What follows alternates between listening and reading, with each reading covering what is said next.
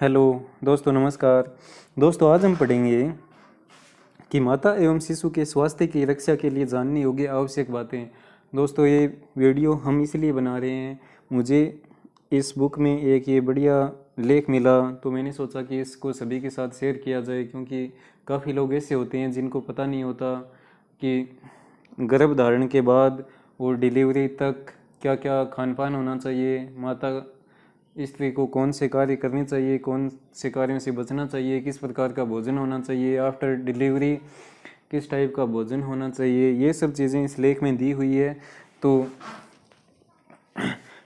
क्योंकि जो गर्भधारण का समय होता है वह किसी भी बच्चे के लिए वह सबसे महत्वपूर्ण समय होता है। उसके आगे के भविष्य में जो गर्भधारण के समय उसका माता का खान पान, आचार विचार होते हैं, व्यवहार होता है, उसका आगे जाके बहुत इफ़ेक्ट पड़ता है उसके जीवन में। ये यहाँ पे अपने लिखा हुआ है कि गर्भ में शिशु सचेतन प्राणी होता है तथा उसका अवचेतन मस्तिष्क उस अवधि की स्मृतियों को भली भांति संजोए रखता है। जैसे हम सब जानते हैं, महाभारत काल में भी अभिमन्यु ने अपनी माता सुभद्रा के गर्भ में ही रहकर जो अर्जुन ने चक्रव्यूह की कहानी अपनी पत्नी को सुनाई थी तो वो वहीं से सीख ली थी। तो इस प्रकार माता को गर्भधारण करने के बाद खुद को संयमित जीवन जीना चाहिए और उच्च आदर्शों को अपने जीवन में अपनाना चाहिए, जिसका इफेक्ट उसके आने वाले बच्चे पर बढ़िया इफेक्ट पड़े। तो इसमें हमें यही दिया हुआ है कि माँ को प्रसन्न रहना चाहिए, तनाव से बचना चाहिए। और इसके बाद आगे हम देखेंगे कि माँ का जो आहार है वह कैसा होना चाहिए।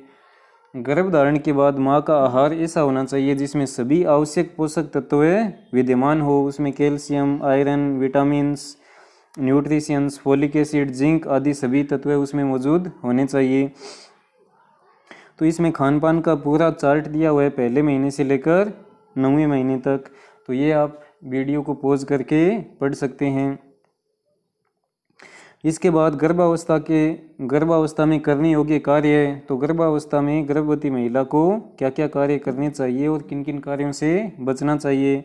अच्छे साहित्य का अवलोकन करना चाहिए, महापुरुषों के जीवन चरित्र के ऊंचे आदर्शों का चिंतन मनन करना चाहिए, सदा ढीले वस्त्र पहनने चाहिए प्रेगनेंसी के टाइम में, और ज़्यादा समय खाली पेट नहीं रहना चाहिए, तेलीय खाद्य पदार्थों का सेवन नहीं करना चाहिए, गर्भावस्था के दौरान संयम रखना चाहिए, सहवास न करें, कोई भी दवा लेने से पूर्व चिकित्सक की सलाह लें, गर्भवती के स्तनों में कोई दोष हो तो इसका उपचार यथाशीघ्र करना चाहिए, व्यायाम है वो कम करने चाहिए, ऐसा ज़्यादा मेहनत वाले थकान वाले व्यायाम नहीं करना चाहिए, और समय समय पर डॉक्टरी परीक्षण भी करवाना चाहिए। नवप्रसूता के लिए स्वास्थ्य रक्षक नुस्खे, यानी डिलीवरी के बाद में नवप्रसूता को क्या क्या चीज़ें ध्यान में रखनी चाहिए। पीने का पानी है वह 40 दिन तक ठंडे पानी का सेवन नहीं करना चाहिए, ठंडे पानी का किसी भी रूप में उपयोग नहीं करना चाहिए। प्रसव के बाद पहले हफ्ते से निम्नलिखित विधि से पानी का सेवन करना चाहिए। पानी 5 लीटर, 5-6 गांठ सौंठ, 5-7 लौंग, 50 ग्राम अजवाइन डालकर उबाल लें, ठंडा होने पर छान कर किसी बर्तन में भरकर रख दें। पहले 8 दिन इसी पानी का सेवन करना चाहिए। इसके बाद 1 महीने सिर्फ गर्म पानी ठंडा करके पिए और 40 दिन के बाद ताज़ा पानी पीना स्टार्ट कर सकते हैं। यदि हो सके तो प्रसूता को 10 दिन तक तो अन्न का सेवन नहीं करना चाहिए। हरीरा और गर्म दूध देना चाहिए। आगे इसमें यह भी दिया हुआ है कि हरीरा बनाने के लिए क्या क्या सामग्री, क्या विधि है और क्या सामग्री आवश्यक है। यदि गर्भवती स्त्री यह चाहती है कि प्रेगनेंसी के बाद उसका पेट बड़ा न हो तो क्या करना चाहिए। प्रसव के बाद 1 माह तक पेट पर कपड़ा या जो बाजार में बेल्ट मिलता है उसे बांधना चाहिए और 40 दिन बाद में थोड़ा हल्का व्यायाम करना चाहिए। प्रसव के बाद यदि वजन बढ़ रहा है तो भूखे मत रहें, संतुलित एवं पौष्टिक भोजन लें।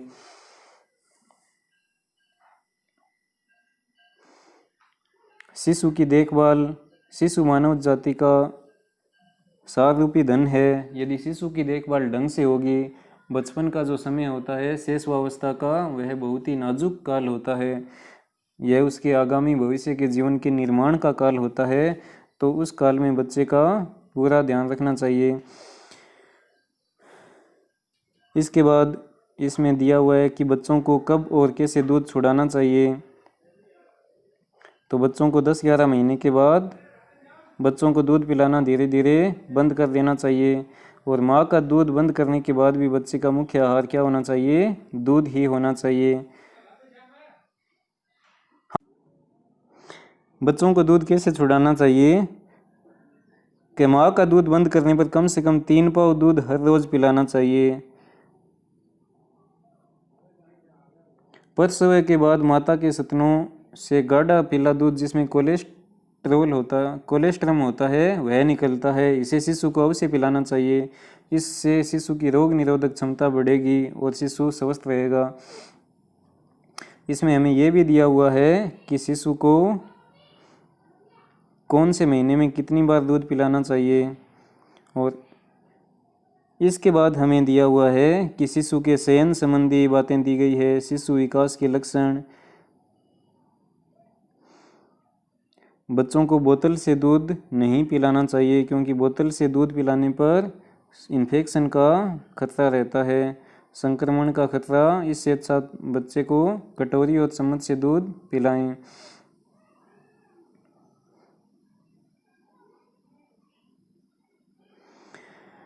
इसके बाद बच्चों के जन्म के समय जो उसका विकास होता है और उसमें कौन कौन से टीके लगवाने चाहिए ये भी इसमें दिया हुआ है कि जन्म के समय BCG पोलियो के टीके लगाने चाहिए। 1.5 माह तक त्रिगुणी टीके का पहला डोज, पोलियो विरोधी टीके का दूसरा डोज और